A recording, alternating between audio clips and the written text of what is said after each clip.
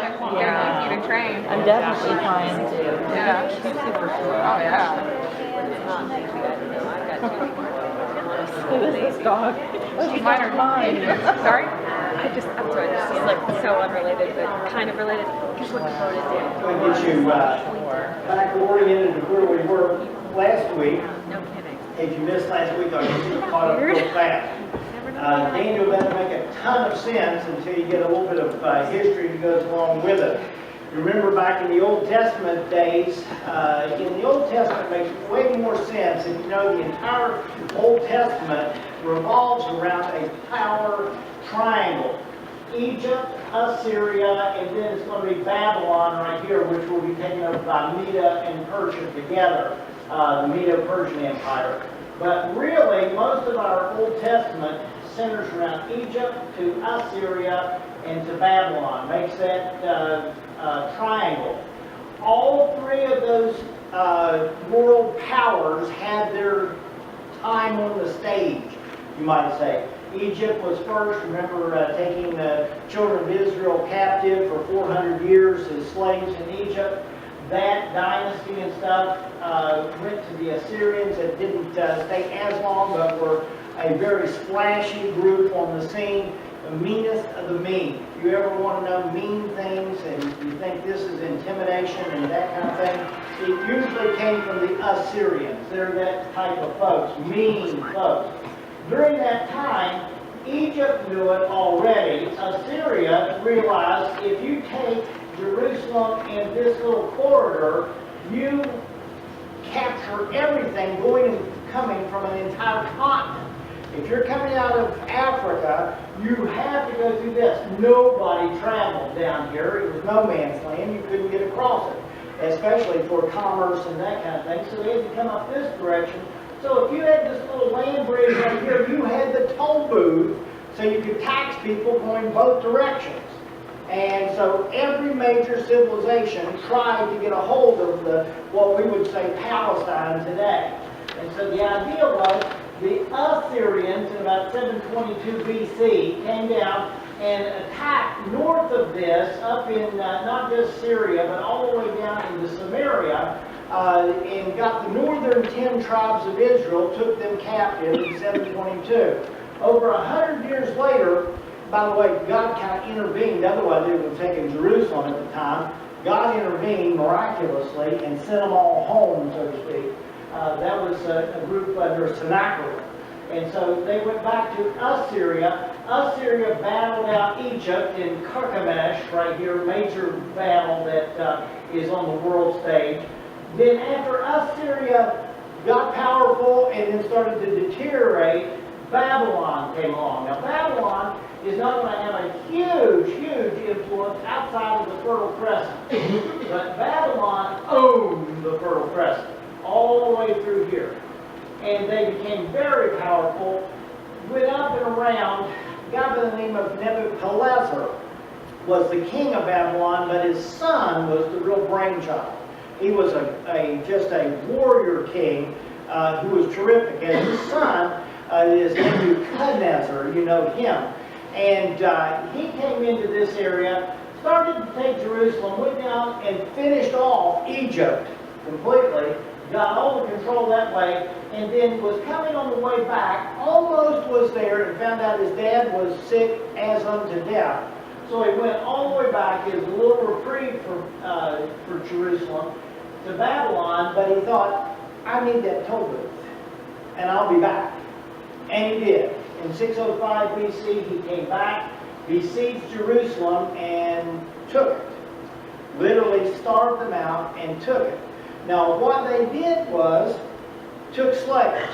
Now, the Assyrians did it before up in Samaria, but the Assyrians either took them back to Nineveh, okay, that is the northern 10 tribes, or sold them clear over into Media.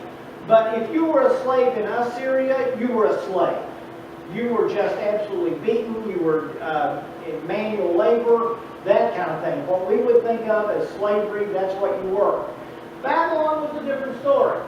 In 605, they took a huge group. It's the one of three different, I come to town and I take what I want, and leave you. It's 605, it is 597, and 586. They do it because they're getting a new crop. What they're doing is coming and capping off just the elite, smartest of the smart, especially the kids. They took the young teenagers and took them right off the top. Just took, the idea of what Duke does in the South. They real young, they start looking at their talent search program and finding out that especially those math and science kids. And they, start putting their stuff in about the 3rd, 4th, 5th grade. And they start going those test scores and going, oh, you're on our radar. And by the time you're a junior or senior in high school, you're getting letters almost weekly from Duke saying, if you really want to go to a big school in the South, then come to us. That's the way they do it. They have kind of like a cut off the top. And that's exactly what the Babylonians did. 3 times over, they took the cream of the crop back to Babylon. Now in Babylon, it was a whole different story. Yes, that's what you looked at when you were leaving Jerusalem, but it wasn't that story when you got to Babylon, because they marched you through this gate. This is the actual gate itself. They took it down piece by piece by piece and brought it to Berlin, of all places. It's in the museum even today. It's called the Ishtar Gate. And the Ishtar Gate was the actual beautiful blue gate that you would enter into the ancient city of Babylon. I'll give you a relative how big it is. You can see it with actual people standing beside of it. It's a huge gate. And as you would enter the city, you realized as a young up-and-coming Jewish kid from an elite family, that you're going to hear 4 of them that you know really well. Daniel, Shadrach, Meshach, and Abednego are all relatives of King Hezekiah. And so the idea is when you went into town, this Ishtar Gate, it was the major thoroughfare that they marched you through, but you came into the city of all cities of the world at the time. The natural wonder of the ancient world, the Hanging Gardens was there, big schools, big everything. It was just a huge metropolis, and these kids coming to town were the best of the best that the Jews had to offer. And the idea was, we're bringing you in not as a slave, but we're going to stick you in a college real quick, 3 years of intensive study, but you're going to have to do everything from astronomy to medicine to sciences to language, because you've got to learn Chaldean, and you're also going to have to learn cuneiform, which you'll see in a minute, which is wedge type of writing. It is real different than what the Jews were used to writing in. Even the ancient Hebrew stuff was a real different type of language. So you're going to have to learn all that. Then you're going to have to learn also our magic arts, so to speak. In other words, where the stars are, not just in astronomy and positioning, but also what that means to our everyday life. We look at and we try to look at what you saw, that kind of thing. They did that too. And so these kids are put through really education to the max for 3 years. Daniel distinguishes himself right off the bat. That's what we learned last week. Right off the bat, they were trying to fatten them up, so to speak. In other words, we give you some of the stuff that came from the king's table. We want you to be fat and happy, sassy, get out there and be a big leader. And Daniel realizes real quick, I have a commitment to God, and even though I'm away from home, God still has a call on my life. This stuff they're putting before me is not kosher, number one. Doesn't agree with me that way. But also it's been given and offered to idols before it even got to the king's table. So for 2 reasons, I just don't want anything to do with this stuff. So he asked the leader that was working with them, can we do a little experiment here? 10 days. Give us vegetables and healthy stuff and just water. And test us out and see if we're not healthier than those folks eating all the fatty looking stuff. And they did for 10 days. Came back and found out those 4 guys looked better than anybody. And so actually they had an influence the other direction. They took away all that other stuff from them, put them on the same diet, and then everybody started looking good, so to speak. After 3 years, these 4 kids are taken before the king, along with a bunch of others, are really given the final exam by the king himself. Nebuchadnezzar is talking both with them and about them around the room and found these 4 guys are 10 times better than anything that is homebrewed. Anything that was Babylonian is 10 times less than these kids. And so he promotes them up and gives them a position of authority, young age, and they're foreigners. That doesn't set well with the hometown crowd. That will come back to bite us. So hang in there for the study. The idea is they're promoted way up real quick. Not way, way up, but they're government employees, have authority and all that kind of stuff, and they have to. That's cuneiform. If you want to know how to try to read that, you know, it's like, you know, those people go to university and something shaped like that is usually a downfall. Okay, now I know. Here we go.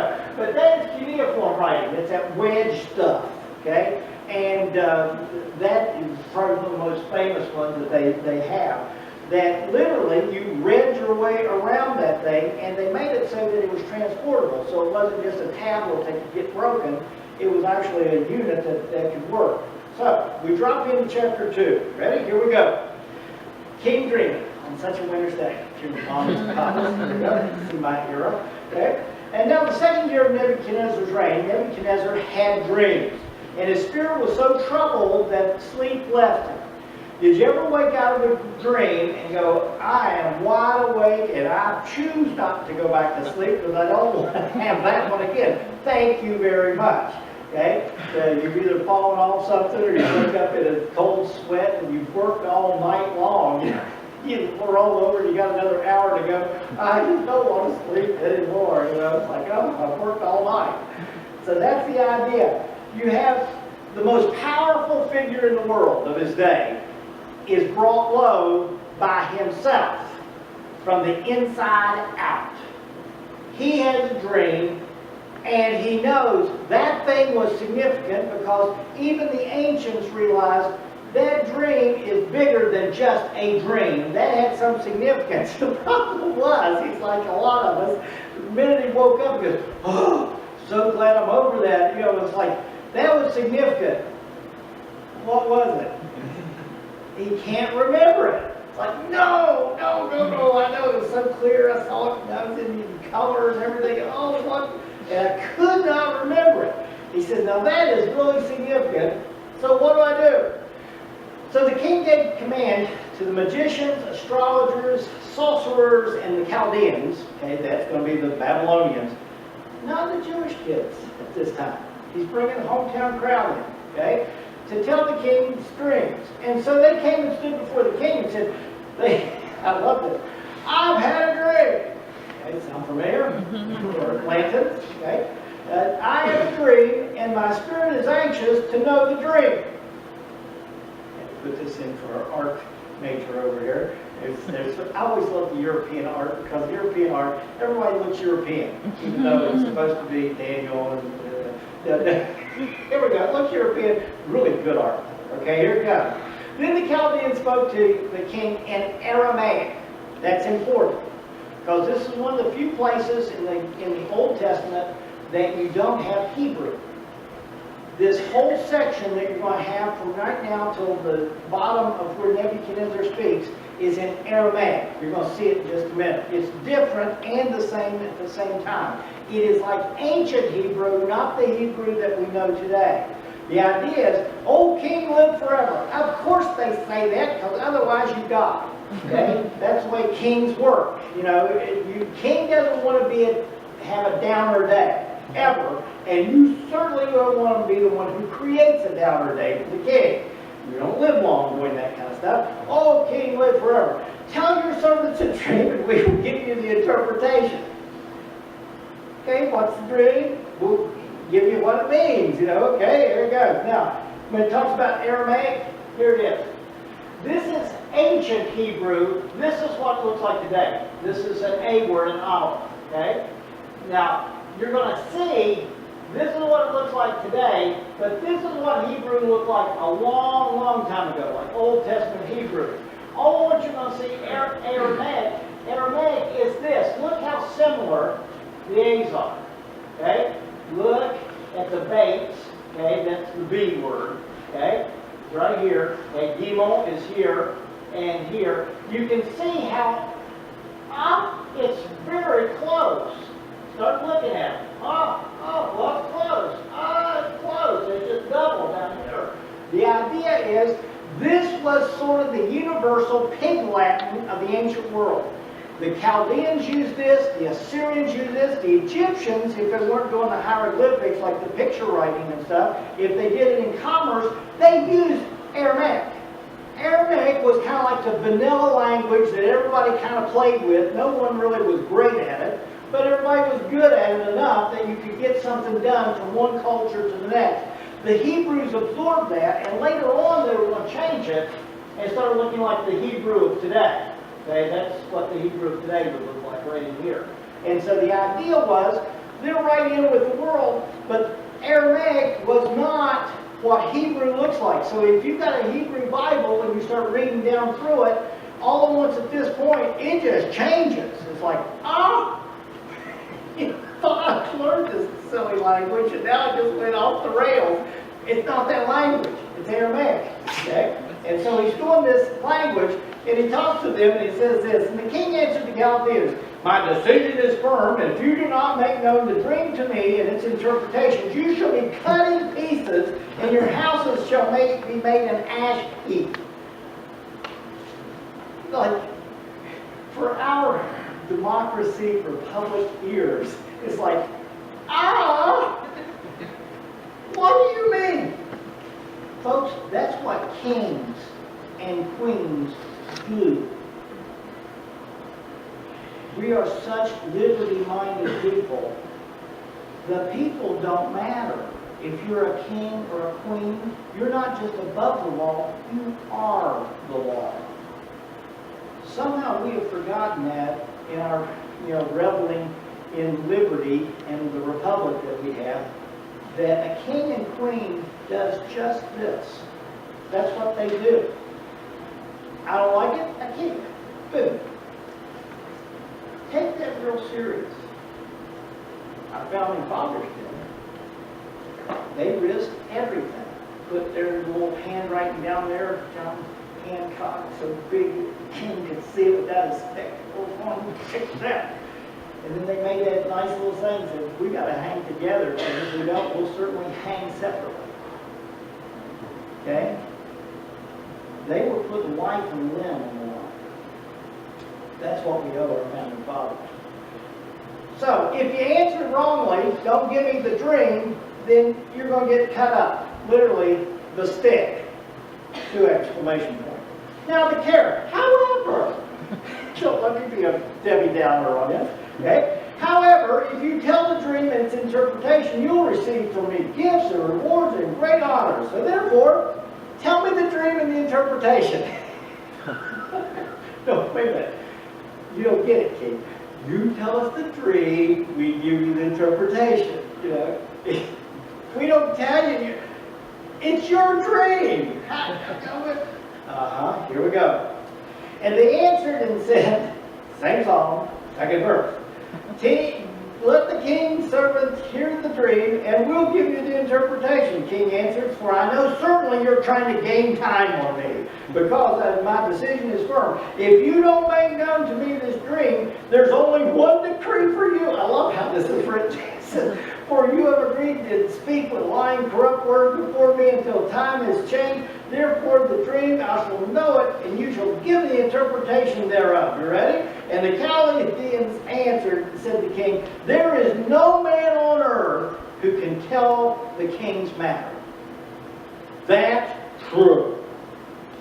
Nobody on earth could do that. That's a God thing. What you dream is in your head. Maybe it was sent by God. God knows that kind of stuff, not people. Therefore, no king, lord, or ruler has ever asked such things of any magician or astrologer or Chaldean. You're way off the reservation here, king. Respectfully so, sir. Okay, now notice it's sir, just like when you're getting a ticket, as you pull over, you have blue lights flashing. Boy, there is no one more nice than I am. Yes, sir, Mr. Officer, sir. I didn't have any idea, sir, that I was going that fast. Sir. Oh, would you like me to try to pull out my glove box because my hands are up here, sir. I'm not making any fast moves, sir. Okay, that's what they're doing. Ready? It is a difficult thing that the king requests. There is no other who can tell the king except the gods. Now, they don't have one true God. They've got little g gods. Just like our world has a ton of little g gods, whose dwelling is not with flesh. In other words, there's no one here qualified to do this because it's a God-sized thing. You ever been in a situation where it's a God-sized thing? Nobody, no friend, nobody, ever how powerful that you might know them or resourceful can pull you out of this predicament? That you are in a predicament that only God can pull you out of? No human can do it? God has a way of arranging your life that way. Everyone's life that way. So that every once in a while you have to say, this is a God-sized thing, and I'm not God. And He is. He likes that. Because He's God. He can do that because He's God. We can't do that because we're not God. I know that sounds really simple, but it's really true, and it takes a lifetime of getting funked to get the hang of it. That is what wisdom is all about. It's getting bruised up enough that you finally go, it's a God-sized job. I got to pray and let God do it. Okay? Here it comes. Ready? For this reason, the king was very angry and very furious. I wanted to know my dream. I wanted to know the interpretation of that dream because I know that was important. And he became very angry and very furious. Now, in Hebrew, it shifts back to Hebrew here. This is about as big as Hebrew gets. Hebrew is a really concrete language. Greek, on the other hand, in the New Testament, is spongy. It goes all over the place. You can do tons with Greek. Hebrew is just really concrete, flat language. This is about as nasty as it gets. He just repeats it. Angry, very furious. Really angry. I mean really angry. That's where he's going with it. He's furious. He gave the command to destroy all the wise men of Babylon. Nuke them all. Okay? He's literally kill them all. And so a decree went out to start killing all the wise men. No kidding. It's like, yikes. And so they sought Daniel and his companions to kill them. He's not even in this. He doesn't have a dog in this hunt. He's not even there for this thing. And all once the decree goes out, kill them all. Every one of them, I want them all dead. My goodness.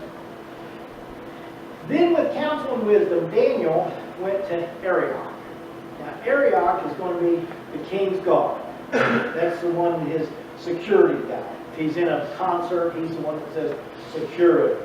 Well, it says, guy that has a chest about 40 inches across, that kind of guy. It's Arioch. He goes to him with counsel and wisdom. I love that. That means he's talked with his three buddies, and they're working together with this, and he goes with a winsome manner that can be heard. He doesn't throw his chest up against Mr. Security's chest, okay, because that's just silly. He goes to him and says, look, let's reason together. He's a smart kid. This is one smart guy, Daniel is, and he says, what in the world has happened? Why is it going out killing all the folks, all the wise men of Babylon? He answered and said, why is this decree from the king so urgent? That's a great question. He said, nuke them all. Why? What's the hurry? Can't we talk about this a little bit? Kind word turns way round. I read that somewhere. Okay? That, it evenly calls your enemies to be friends with you. I read that somewhere. The idea is, if you're winsome, you might win some. Think about it. Rather than go out on the street and throw the gospel down someone's esophagus, no, go ahead, brother. Okay? Wouldn't it be a little more effective to say, I care about you a ton. Tell me what your reservations are about heaven. Why would you not want to go there? Well, let's talk about it a little bit. And reason with them a little bit and become winsome so that you might win some. Arioch made the decision known to Daniel. What in the world? What is happening? Literally, king says, nuke y'all. You know, that's just the way it's going to be. Daniel prays. Ready? Here it comes. And so Daniel went in and asked the king to give him time. I love it.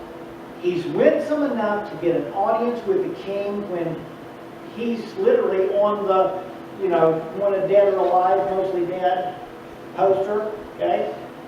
He has enough winsomeness to slide in and say, hey, wait, before you kill me, can you give us some time? You really want to know this dream, don't you? And that's his thing. Remember Daniel? He has a gift for this. Okay, you really want to know the dream, the interpretation. Give me some time with this. Why kill me right off the bat and kill my guys right off the bat? We're your hope with this thing. And so they might tell the king's interpretation. Ready?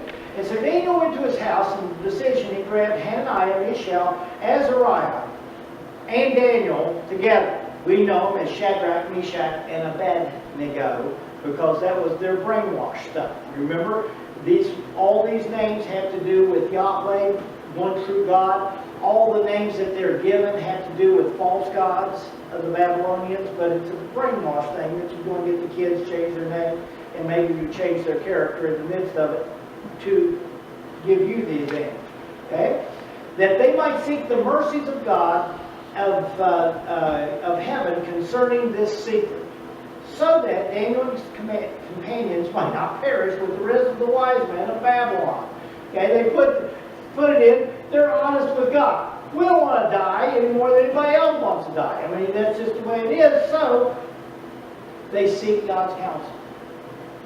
That is their homework. Prayer is a wonderful thing when you do it as a group.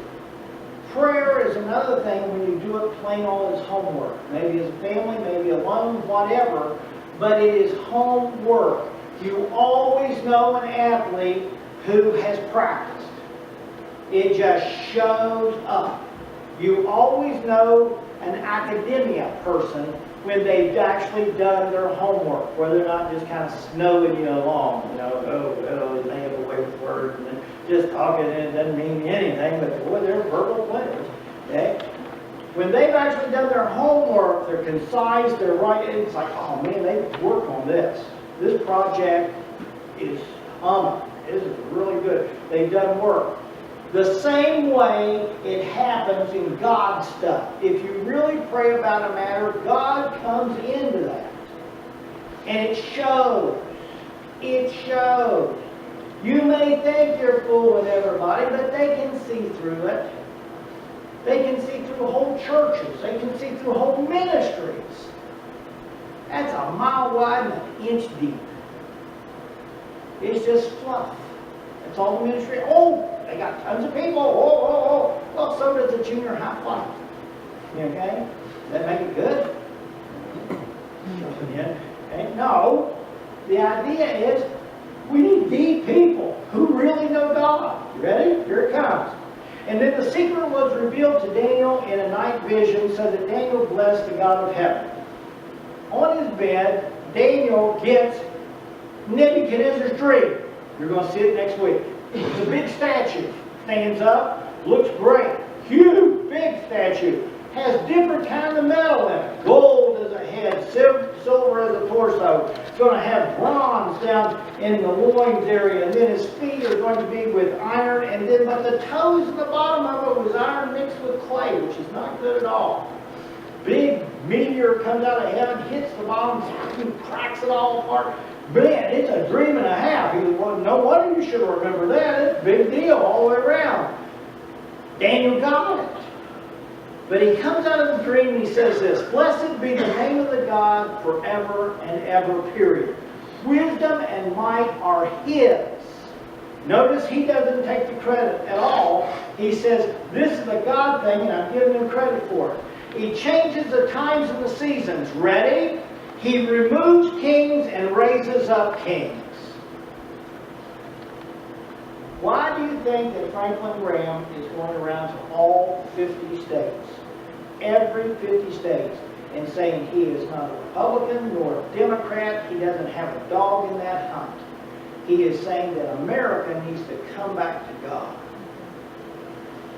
Because it's a God thing.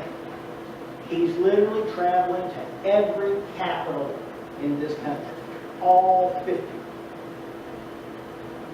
And bringing in people to pray at their capital.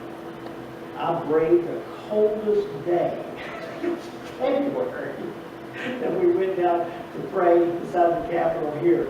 It was freezing ice cold. It wasn't just cold, it was freezing ice cold down there.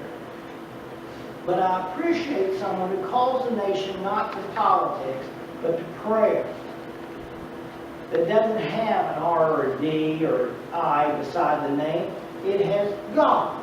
Because God removes kings and raises up kings. He gives wisdom to the wise and knowledge to those who have understanding. It's God who does it. That's where the American church needs to pray for this fall. No matter what they do, be a good American, go out and vote your conscience. But the biggest thing is that we need to pray that God becomes the God of this country again. Just like our founders had in mind. We're a unique experiment. We really are, and we're not doing real well at this moment. Okay? Here it comes. He reveals deep secret things. He knows what's in the darkness, and the light dwells in him. Because it's a God thing. He knows what's in the light, what everybody wants you to see. He knows what's in the dark, where you don't want him to see. Isn't that scary? All those things that you have hidden from everybody else on the planet except God. He knows what's in the light. He knows what's in the dark. And the fun part is, he still loves you.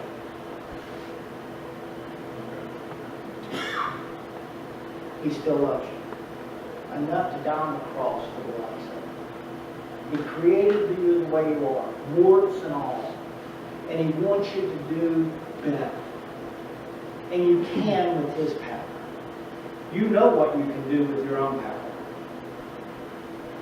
We've all fallen flat on our noses on that one. But he knows what he can do through you. And you have that kind of potential. Ready? He says, I thank you and praise you from the God of my fathers, and I've given you wisdom and might. Now you have made known to me what we asked of you. You've given me the dream that's going to literally set us free. You've given me the dream that literally the king wants to know, but it's going to carry down because it is a story of ancient history all the way down the line. It's a big deal. Nebuchadnezzar had the right. It was a big dream, and it was a big deal. And he's made known the king's demands. Because God's word said, okay, here it is.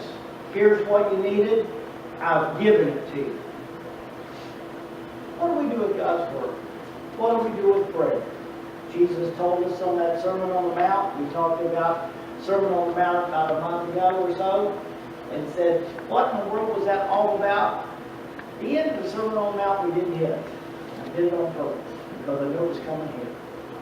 Is at the end of the Sermon on the Mount, he's standing up there giving this huge thing. Scripture says this, but I say this, which backs up that and actually adds to it. Okay? Here it comes, all the way down. He says, whosoever hears the sayings of mine, Jesus says, and does them, don't miss the clause, because a whole bunch of people hear it, but not a lot of people do. Okay, here it goes. Here's these sayings of mine, and does them. I will liken him as a wise man. Sound familiar? Like all those wise guys in Babylon? You'll know those wise guys because those wise guys become a whole cast of characters and a caste to itself, a social caste called the Magi. Sound familiar? Yeah, we three kings of Mordor. Oh, you're getting it now. Here it comes. A wise man who built his house on a rock. Rain descended, floods came, winds blew. Sounds familiar? We just had in South Georgia or whatever. And beat on the house, and it did not fall because it was founded on a rock. He says, if you hear my sayings and do them, you're building your life house on a rock that will stand. Time will go past, storms will come and go, but it will stand because it's on a rock, and the rock's not going anywhere. Always wondered that. Went up in the Sears Tower one time. You get up there and you actually realize the Sears Tower actually is moving, and you don't realize it has a pendulum on the wall. You can see in the wind it actually moves. It's like, now you can't feel it, but you can see a thing move. It's like, oh no, we're moving. Okay. And you wonder why Chicago exists where it does? It's because they just want to put up a big city. There is a huge underground rock structure that they literally just dig down and bolt their buildings into the earth itself and then enclose it in with a bunch of concrete. But that's what makes it so firm, and that's why they can go skyscrapers in the middle of the Midwest. It's like, how do you do that right beside the lake and everything? It's a huge rock underneath. The idea is when you place your faith and trust in God's Word and prayer to Him and His wisdom, then you're placed on something solid that does not change. However, the world doesn't do that. It says, but whoever hears my sayings and does not do them is like someone who's a foolish person who built his house on the sand. And the sand rains descended, floods came, wind blew, and beat on the house, and it fell flat, and great was the fall thereof, because it was on sand that shifts all over the place. When I sub, I tell people, especially when they stick me up in the science field, I said, in my basement, I have a science book that I received in the 8th grade. I don't know why they did it. It was a beautiful, lovely, a really nice textbook. And they used it for 1 year and gave it to us. Because they changed textbooks. For some reason, it's really good. It has the acetate sheets in it that shows the stratas, the Earth's atmosphere, and all that kind of stuff. And the fun part is to read through it and realize that in my lifetime, about 1/4 of that science is now untrue. Now, back then, you were supposed to believe this thing 100%. That's how you get an A on a test, and that's how you get an A in life. That's good stuff. Now we know about 25% of that book is just garbage. Because we've discovered not only electrons don't revolve around, they bounce back and forth, they vibrate and stuff. And we know all kinds of new stuff now that we didn't know back then. But now, you believe it right now. 20 years from now, well, don't believe that, because we got this. Sand. Shifting sand. What's gospel today is not gospel tomorrow. And the idea is, if you build your house on that kind of structure, it's bound to fall because it's moving all the time. And people's lives are at risk. You wonder why so many people have to go to therapists and all that kind of stuff? Because the ground is just shifting underneath. If you're listening to Hollywood and Madison Avenue on how to live your life, it's going to shift all over the place. They don't know whether to wear a bikini or a burkini. Which is, do I show a bunch or I show nothing? It's like, how do you get, because you're built on sand and it will fall. And they won't care because they're rich. And they got more money in the process. Last one. And so it was, Matthew 7, Jesus had ended these words, and the people were astonished at his teaching, because he taught as one having authority, not as their leaders taught, not as the scribes. People want to know. People are not stupid. They're not gullible like everyone thinks they are. They want to know the truth. And you've got it. God's Word, prayer, that will get God's answer, not worldly psychopath. They're looking for you. They're looking for me. They're looking to find really God and not some made-up something. You could go do that. This week, you could be someone's answer to their prayer, praying, God, give me an answer how to deal with this family. Give me an answer how to deal with this job and this boss.